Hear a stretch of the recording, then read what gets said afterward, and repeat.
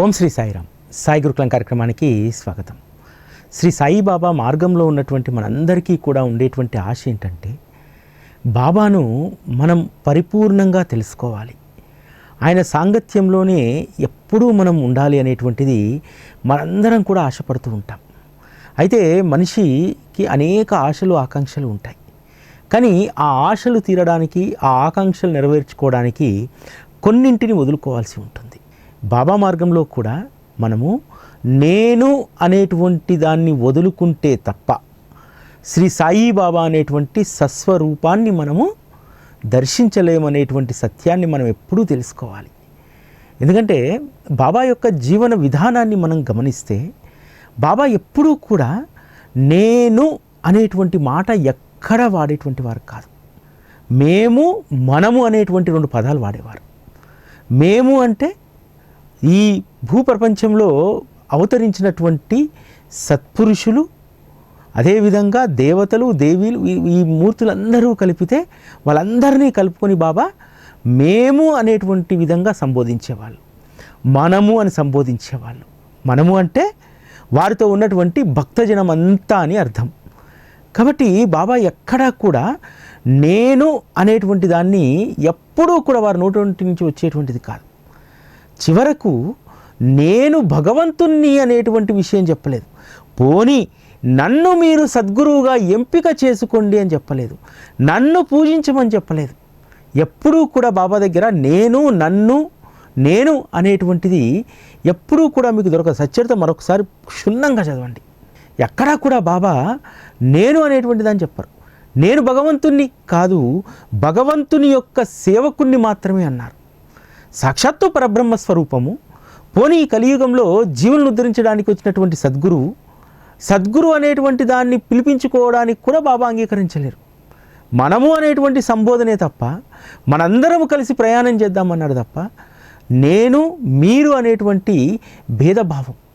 బాబా మార్గంలో మనం ప్రధానంగా వదులుకోవాల్సినటువంటిది భేదభావం. ఎందుకంటే శ్రీ సాయి బాబా ఎక్కడో ఉండరు. బాబాను దర్శించుకోవడానికి మనం ఎక్కడికో వెళ్ళాల్సిన అవసరం లేదు. విచిత్రం ఏమిటంటే, ఆయన్నేమో మన హృదయాల్లో కొలువై ఉంటారు, మనం మాత్రం ఆయన ఎత్తుక్కుంటూ ఎక్కడికెక్కడికో వెళ్తాం. అందువల్ల బాబాను ఆశ్రయించినటువంటి మనందరము కూడా నేను అనేటువంటి దాన్ని వదులుకుంటే బాబా ఎప్పుడూ కూడా మనతోనే ఉంటారు. మనము అనేటువంటి ఒక గొప్ప భావన మనకు కలిగినప్పుడు నిజంగా జీవితం చాలా అద్భుతంగా ఉంటుంది. బాబా యొక్క చర్యలు కూడా ఏ విధంగా ఉండేదంటే, వారి అనుగ్రహం చేత షిరిడీలో ఉన్నటువంటి జనం, ఆ రోజు బాబాను దర్శించుకున్నటువంటి వాళ్ళు అనేకం పొందారు. సకలం లబ్ధి పొందినటువంటి వారు దాదాపు 90% మంది ఉంటారు. కొంతమందికి కర్మానుసారం కొంత ఆ అనుగ్రహం దక్కకపోవచ్చు, అనుకున్నటువంటి అనుగ్రహం. కానీ బాబా ఎప్పుడూ కూడా నా వల్ల మీకు అనుగ్రహం దక్కిందని చెప్పి ఎప్పుడూ చెప్పేటువంటి వారు కాదు. అంతేకాదు, బాబా ఏదన్నా భక్తులకు శ్రేయస్సు కలిగించదలుచుకున్నారనుకోండి, అది ఆ క్రెడిట్ అంతా కూడా భక్తులకే ఇచ్చేటువంటి వారు. షిరిడీలో విపరీతమైనటువంటి నీటి ఎద్దడి ఉంటుంది ప్రతి ఎండాకాలం కూడా. బాబా దగ్గరికి వచ్చి భక్తులందరూ కూడా మొరపెట్టుకుంటే బాబా లెండిలో బావి తవ్వమంటారు. అందరూ వెళ్ళి బావి తవ్వుతూ ఉంటారు. తవ్వుతున్నటువంటి సందర్భంలో దీక్షితుని బూటీని కూడా అక్కడికి పంపిస్తే వారు కొద్దిపాటి లోతు తవ్వగానే ఊట ఊరుతుంది, నీటి ఊట. వచ్చి బాబాకి చెప్తారు, బాబా కొద్దిపాటి లోతు తవ్వగానే నీటి ఊట ఊరింది, ఊరికున్నటువంటి బావిలో అనేకసార్లు పూడిక తీసాము, అందులో నీరు రావట్లేదు, మళ్ళీ పూడిక తీసి దాని లోతు పెరిగింది తప్ప నీరు రాలేదు.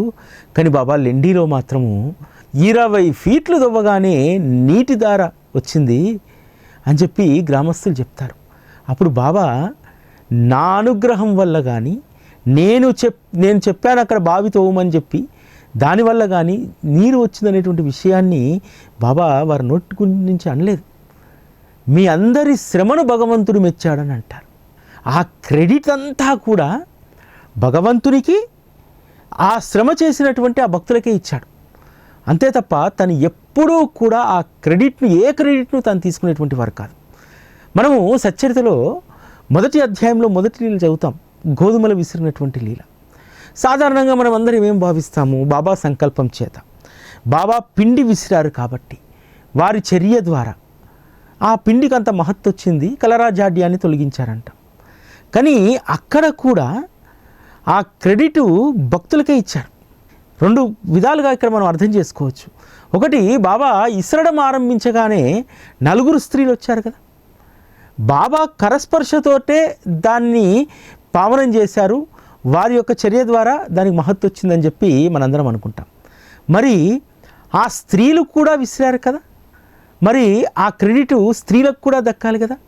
స్త్రీలు విసిరినా సరే ఆ గోధుమ పిండికి ఎందుకంత మహత్తు కలిగింది? ఎందుకంటే ఆ స్త్రీలు బాబా యొక్క లీలలను గానం చేస్తూ ఆ పిండిని విసిరారు. విసిరిన తర్వాత వారికి దురాలోచన కలుగుతుంది.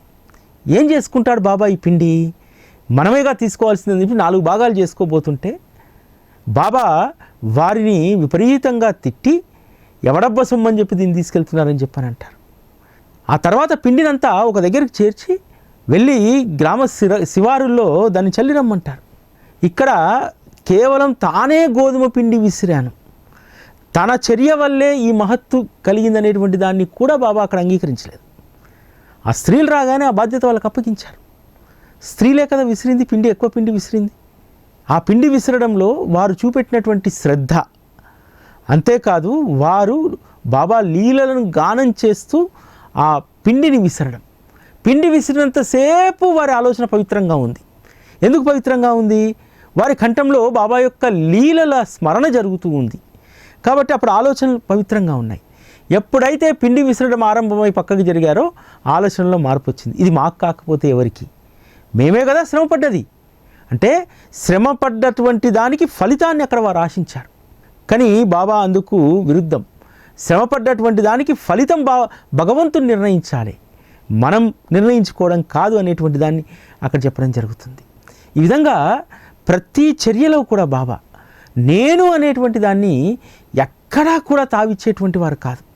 గురుస్థాన్లో బాబా పాదుకలు ప్రతిష్ఠిస్తాము అనంటే ఎక్కడ ఎవరు నోరు తెరిచి బాబా ఇవి మీ పాదుకలే అంటారేమో అని చెప్పి బాబా ఎంత చాకచక్యంగా చెప్తారు కదా, ఇవి భగవంతుని పాదుకలు, ఈ పాదుకల్ని గురుస్థాన్లో ప్రతిష్ఠించమంటారు. అక్కల్కోట మహారాజ్ ఏమో భక్తుడికి స్వప్నంలో దర్శనమిచ్చి ఇప్పుడు నా స్థానం అక్కలకోట కాదు షిరిడి అన్నారు. షిరిడిలో ఉన్నటువంటి సాయిబాబాకు అక్కల్కోట మహారాజుకు తేడా లేదని చెప్పి అక్కల్కోట మహారాజుకు సమర్పించాల్సినటువంటి పాదుకలను బాబాకు సమర్పించాలనుకుంటారు. బాబా ఏం చేశారు? ఇవి నా పాదుకలు కావు, ఇవి భగవంతుని పాదుకలు, అక్కడ ప్రతిష్ఠించండి. ఇవి నా పాదుకలు, ప్రతిరోజు వీటిని పూజించుకుంటే మీకు గొప్ప ఫలితం దక్కుతుందని చెప్పి బాబా చెప్పలేదు. ఆఖరికి పాదుకల ప్రతిష్టాపనలో కూడా నేను అనేటువంటిది లేదు. అంతేకాదు మీరు షిరిడీలో ఈరోజు మనం అంగరంగ వైభవంగా చేసుకునేటువంటి ఉత్సవాల్లో ప్రధానమైనటువంటిది శ్రీరామనవమి. ఇది బాబా శరీరంతో ఉండంగా ఆరంభమైనటువంటిది. బాబా శ్రీరామనవమి చేయమని చెప్పి భక్తులను కోరాడా? పోనీ నేను ఇక్కడ ఒక సత్పురుషునిగా ఉంటున్నాను, నా వైభవం కోసము మీరు ఉరుసు జెండా ఉత్సవాలను చేయమని చెప్పాడా? చెప్పలేదే. నా కోసం అనేటువంటి మాట ఎక్కడా లేదే. గోపాలరావు గుండుకు అనుభవం కలిగింది, కొడుకు పుట్టాడు, షిరిడీలో గ్రామోత్సవాన్ని చేయాలనుకున్నాడు, ఉరుసు జెండా చందనోత్సవాలను ప్రారంభించారు. మరి ఆ తర్వాత శ్రీరామనవమి రోజు విశేషమైనటువంటి శ్రీరామ జన్మోత్సవాన్ని చెయ్యండి అని చెప్పి బాబా చెప్పాడా? చెప్పలేదే. కానీ భక్తుడి యొక్క అభిమతాన్ని బాబా గౌరవించారు. మనం మామూలుగా షిరిడీలో బాబా శ్రీరామనవమిని ఆరంభించారని చెప్పి మనం చదువుకుంటాం కదా. నిజానికి వారు ఎప్పుడూ కూడా భక్తులకు ఆదేశం ఇవ్వలేదు ఏ ఉత్సవాన్ని ప్రారంభించమని చెప్పి. భక్తులకు వచ్చినటువంటి ఆలోచనను, వారికి వచ్చినటువంటి సత్సంకల్పాలను వాటికి అనుమతి ఇచ్చారు తప్ప బాబా ఎప్పుడూ కూడా ఆదేశించలేదు. మీరు చూడండి, బాబా చరిత్రలో ఎక్కడా కూడా ఏ ఉత్సవానికి కానీ దేనికి కానీ ఆదేశం ఉండదు. మామూలుగా భగవంతుని ఆదేశం ఉంటే మనం పుణ్యకార్యాలు చేస్తామంటాం కదా, ఇక్కడ భగవంతుని ఆదేశం ఉండదు బాబా మార్గంలో. భక్తుడి యొక్క సత్సంకల్పమే, భక్తుడికి సత్సంకల్పం వచ్చిందే తడవు అది అద్భుతంగా జరిగేలాగా బాబా చూస్తారు. 1912లో భీష్మకు వచ్చినటువంటి ఆలోచన శ్రీరామనవమి రోజు జెండా ఉరుసు చందనోత్సవాలతో పాటు శ్రీరామ జన్మోత్సవాన్ని చేయాలనుకున్నారు. వెంటనే దానికి అనుమతి ఇచ్చేశారు బాబా. ఇవ్వగానే అంగరంగ వైభవంగా శ్రీరామనవమి ప్రారంభమైంది. ఆ రోజు నుంచి ఈ రోజు వరకు శ్రీరామనవమి ఉత్సవం అంటే మనకు ఉత్తర భారతదేశంలో గుర్తొచ్చేటువంటిది షిరిడీ మాత్రమే. ఇప్పుడు మన దగ్గర భద్రాచలంలో శ్రావణి కళ్యాణం అనగానే భద్రాచలం ఎట్లా గుర్తొస్తుందో, శ్రీరామ జన్మోత్సవం ఎక్కడన్నా అద్భుతంగా కన్నుల పండుగగా జరుగుతుందంటే ఒక్క షిరిడీ మాత్రమే. అంటే భక్తుల యొక్క సత్సంకల్పాలను బాబా ఏ విధంగా విజయవంతం చేస్తారు అనడానికి ఇది ఒక శ్రీరామనవమి ఒక నిదర్శనం కదా. కాబట్టి బాబా ఎప్పుడూ కూడా నేను ఆరంభించాను, నేను చేయించాను అనేటువంటిది ఎక్కడ లేదు. ఈవెన్ గురు పౌర్ణమి రోజు ముందు రోజు చెప్తాడు, రేపు ఆ ముసలాయిన్ వచ్చి నూల్కర్ని వచ్చి ఈ స్తంభాన్ని పూజించుకోమంటారు. బాబా చెప్పలేదు రేపు గురు పౌర్ణమి, నేను మీ గురువును, మీరు నన్ను రేపు వచ్చి పూజించుకోండి అని చెప్పలే.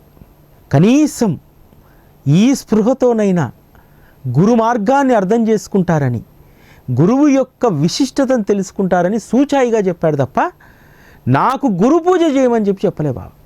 ఈరోజు సమాజంలో మనం విపరీత పోకర్లు చూస్తుంటాం కదా.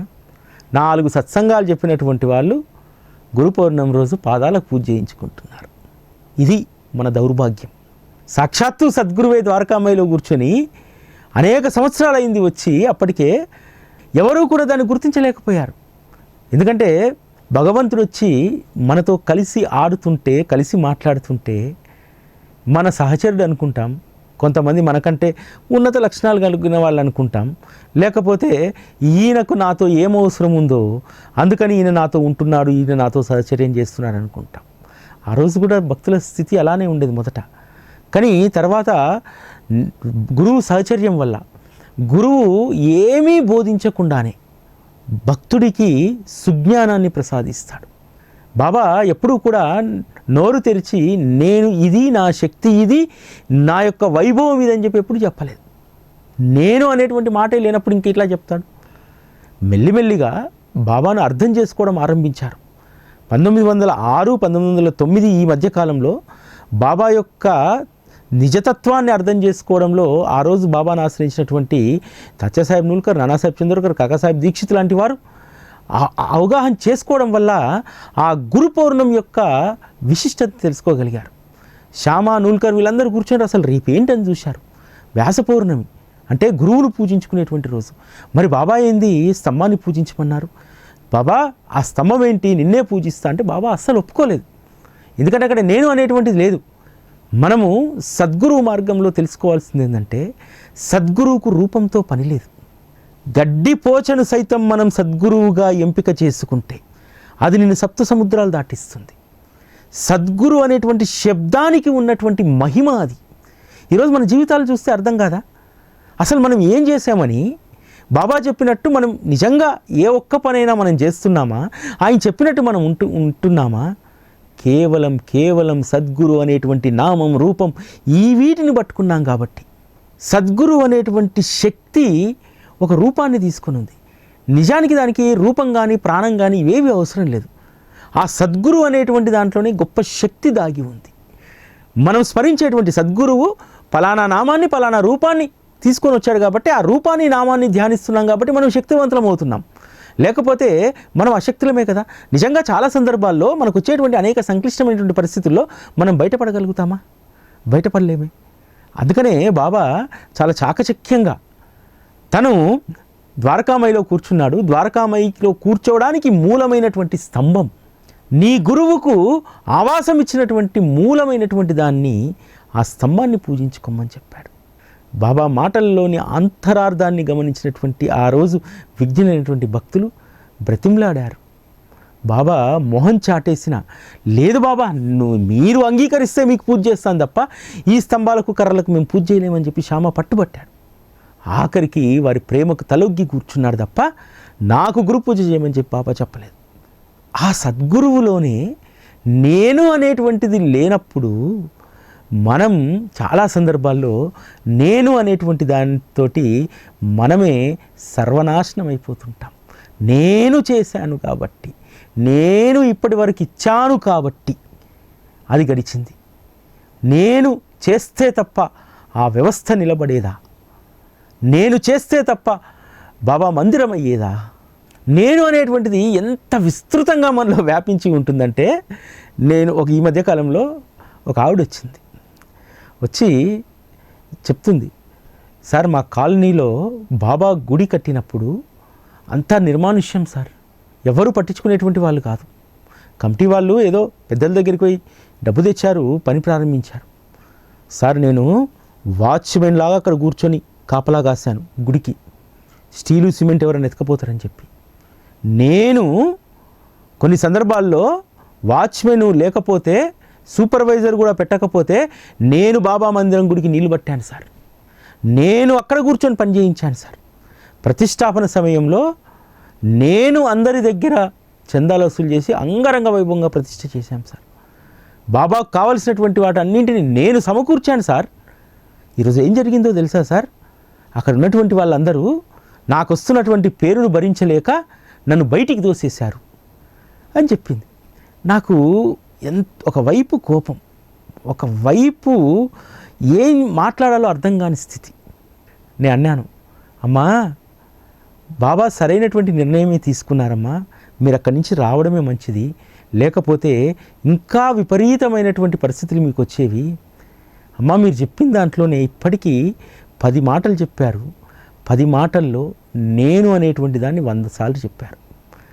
నేను అనేటువంటిది ఉండగా మనం ఆయన సేవలో ఎలా ఉంటామని చెప్పండి అని అడిగా. ఏమండి అన్నీ బాబా వచ్చి చేసేసుకుంటారా? బాబా వచ్చి చేసేసుకునేది ఉంటే మనం ఎందుకు? అమ్మా ఆయన రాడు కాబట్టే, ఆయన గోడలకు ఆయన నీళ్లు కొట్టుకోడు కాబట్టే, ఆయన సొమ్ము ఎవరైనా ఎత్తుకపోతుంటే బాబా దయామయుడు కాబట్టి పోనీలే వాడు బతుకనని వదిలేస్తాడు. ఆయన తరఫున నువ్వు ఒక కస్టోడియన్గా, ఆయన తరఫున ఒక సేవకురాలిగా ఆయన నీకు ఒక అవకాశాన్ని ఇచ్చాడమ్మా. ఆయన ఇచ్చాడని చెప్పి మనం చెప్పాలి తప్ప నేను అనేటువంటి దాన్ని ఎక్కడొచ్చిందమ్మా అని అడిగా. అయినా సరే సార్, మనం లేకపోతే ఎక్కడ జరుగుతుంది సార్? భక్తులేగా చేసేది బాబాకు. నేను ఒక విషయం చెప్పా, అమ్మా బాబానే భరించలేక ఎవరైనా సరే బాబా దగ్గర నేను అంటే ఆయన భరించలేడమ్మా. ఇంకేదైనా మనం ఏ తప్పుడు పని చేసినా, అబద్ధాలు ఆడినా, మన ప్రవర్తన బాగాలేకపోయినా క్షమిస్తాడేమో, కానీ నేను అనేటువంటిది ఉంటే మాత్రం ఆయన దగ్గర ఉండలేమమ్మా. నా అనుభవంతో చెప్తున్నాను వినని చెప్పి ఇక్కడ జరిగినటువంటి ఒక సంఘటన చెప్పా. అమ్మా మీరు మందిర నిర్మాణంలో నేను చేస్తే అని అన్నారు కదా, అమ్మ ఈ మందిరాన్ని చూస్తున్నారు కదా, వరాల సాయి మందిరం ఇంత అద్భుతంగా ఉంది కదా, ఇందులో ఎప్పుడూ కూడా మేము అనేటువంటిది ఎప్పుడు మేము వాడలేదమ్మా. మీకు చెప్తున్నానమ్మా, ఇక్కడ కేవలం మేము బాబా యొక్క మూర్తిని తీసుకొచ్చి పెట్టాం. మీరు అన్నారుగా దొంగలు ఏమైనా మెటీరియల్ ఎత్తుకపోతారేమో అని చెప్పి నేను వాచ్మెన్ లాగా అక్కడ పడుకున్నానని చెప్పి. అమ్మా ఆయన పైన వదిలేస్తే ఆయన కాపాడుకుంటాడమ్మా. ఇంత పెద్ద 3 అంతస్తుల బిల్డింగ్లో ఏ రోజు కూడా ఇటుక పెడ్డ కూడా ఇక్కడి నుంచి దొంగలించబడలేదమ్మా. స్టీలు సామాన్ అంతా కూడా బయటనే వేసేటువంటి వాళ్ళం. ఎప్పుడూ కూడా తట్టెడు మట్టి కూడా ఎవరెత్తుకెళ్ళలేదమ్మా. మనం కాపలా కాస్తే మన పైన నింద రావాలని, మన అసమర్థత ఇతరులకు తెలవాలని చెప్పి మన వాళ్ళే కొంతమంది అవి ఇవి ఎత్తుకపోతారమ్మా. ఎందుకంటే బాధ్యత తీసుకున్నటువంటి వాడిని బ్లేమ్ చేయాలని. కానీ ఇక్కడ బాధ్యత తీసుకుంది ఆయన కదా. ఈ 3 స్లాబులు వేసేటప్పుడు కూడా మేము ఎప్పుడూ ఊర్లో లేమమ్మా. 3 స్లాబులు కూడా మేము లేకుండానే జరిగాయి. ప్రతి పని కూడా మేము లేకుండానే జరిగింది. ఎందుకంటే అది ఆయనకు వదిలేసాం. 2వ స్లాబ్ పడుతున్నప్పుడు సిమెంట్ కాంక్రీట్ని పైకి తీసుకెళ్ళేటువంటి ఆ మిషను పైకి వెళ్తూ మధ్యలో ఆ తాడు దిగి కింద పడ్డది. మామూలుగా అయితే దాని చుట్టూ లేబర్ ఉండాలి, ఖచ్చితంగా ఒకరికో ఇద్దరికో తలకాయలు పలకాలి. కానీ ఎవ్వరికీ ఏమీ కాలేదు. అసలు ఆ విషయం మాకు నెల రోజుల తర్వాత ఇక్కడ పని చేయిస్తున్నటువంటి మేస్త్రి చెప్పడం జరిగింది. బాబా ఉన్నాడు సార్, లేకపోతే అసలు అసంభవము, మీరు అందరూ పోలీస్ స్టేషన్కి వెళ్ళాల్సి వచ్చేది, కేసులు అయ్యేటివి, దండుగలు కట్టాల్సి వచ్చేది. కానీ బాబా కనీసం ఎంట్రుక కూడా తాకకుండా, ఎవ్వరి ఎంట్రుకను కూడా తాకకుండా అది కింద పడేశాడు సార్. ఇక్కడ బాబా ఉన్నాడు సార్ అని చెప్పి ఆ మేస్త్రి చెప్పాడు. అంటే నేను అనేటువంటిది ఉంటే కనుక ఇంత పెద్ద వ్యవస్థను మేము నిర్వహించేటువంటి వాళ్ళం కాదమ్మా. ఇప్పటికీ కూడా అందరితో పాటు సమానంగానే బాబా ముందు నిలబడతాం, అందరితో పాటు సమానంగానే భోజనం చేస్తాం. ఎందుకంటే నేను చేశాను కాబట్టి ఇంత వైభవం వచ్చిందంటే, ఏ రోజో బాబా నన్ను పీకల లోతులు కష్టాల్లోకి నెట్టేసేవాడమ్మా. తెలిసి తెలియక తప్పు చేస్తే బాబా క్షమిస్తాడు. నేను అనేటువంటి దాన్ని కనుక నువ్వు తలకెత్తుకుంటే మాత్రం బాబా క్షమించడు.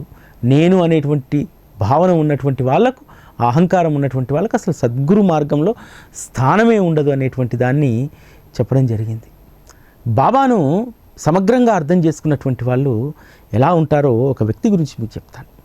మన వరాల సాయి మందిరంలో కరోనా తర్వాత నుంచి కూడా ఒక సాయి బంధు వచ్చి సేవ చేసేటువంటి వారు, ఉదయాన్నే వచ్చేసేటువంటి వాడు. ఆ రోజు వచ్చి ఉదయం పూట ఇక్కడ ఆఫీస్లో పనిచేసే వీళ్ళకి అన్ని టిఫిన్ అన్నీ అరేంజ్ చేసేటువంటి వాడు. చక్క కూరగాయలు కోయించేటువంటి వాడు, ఆ భోజనాలు వండించేటువంటి వాడు. వెళ్ళి మళ్ళీ తిరిగి హారతికి వచ్చేసేటువంటి వారు.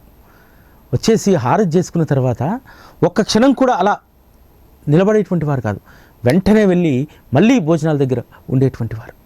కాదు సార్, మిమ్మల్ని ఒకసారి అందరికీ పరిచయం చేయాలి, మీరు నిజంగా మీ వల్ల కదా మేము రిలాక్స్డ్గా ఉన్నాము, మీరెంత పని బాధ్యత ఇక్కడ మోస్తున్నారు అని అంటే, సార్ నేను కానే కాదు సార్, బాబా ఇక్కడ పడేశాను, నన్ను ఇక్కడ సేవ చేయమన్నాడు, నేను చేసేది వారానికి ఒక్కసారి సార్, మీరు చేసేది వారానికి 7 రోజులు, అయినా సరే ఇక్కడ నేను అనేటువంటిది నాకు లేదు సార్, బాబా కోసం నా సమయాన్ని కాస్త వినియోగించుకుంటున్నాను, సద్వినియోగం చేసుకుంటున్నాను అనేటువంటి మాట అంటాడు తప్ప ఎప్పుడూ కూడా నేను లేకపోతే ఇక నడుస్తుందా, నేను లేకపోతే ఇక్కడ భోజన వ్యవస్థ చక్కగా జరుగుతుందా అనేటువంటిది ఎప్పుడూ కూడా వాడి నోటి వెంట వినలేదు. నేను చాలా మందిరాల్లో చాలా వ్యవస్థలను చూస్తాను. వ్యవస్థ నిర్వహించేటువంటి వారు ఒకరు ఉంటారు, కానీ దాని వెనకాల బ్యాక్గ్రౌండ్లో వర్క్ చేసి ఆ వ్యవస్థకు వన్నె తెచ్చేటువంటి వాళ్ళు ఉంటారు. వాళ్ళు ఎప్పుడూ కూడా తెర ముందుకు రావడానికి కూడా ఇష్టపడరు. ఎందుకంటే వాళ్ళకు నేను అనేటువంటిది లేదు. నేను సత్యం చెప్తున్నాను, బాబా మార్గంలో నేను అనేటువంటిది లేనటువంటి వారికి పాదాభివందనం చేయాలి. ఎందుకంటే వారికి పాదాభివందనం చేస్తే అక్కడ వారిలో నేను అనేటువంటిది లేదు, వారిలో సాయే ఉంటారు కాబట్టి సాక్షాత్తు వారు సాయి. కాబట్టి మనందరం కూడా నేను అనేటువంటి దాన్ని పూర్తిగా తొలగించుకునేటువంటి ప్రయత్నం చేద్దాం. ఇది ఈరోజు సాయి గురుకులం. మళ్ళీ రేపటి కార్యక్రమంలో కలుసుకుందాం. అప్పటివరకు సెలవు. నమస్కారం.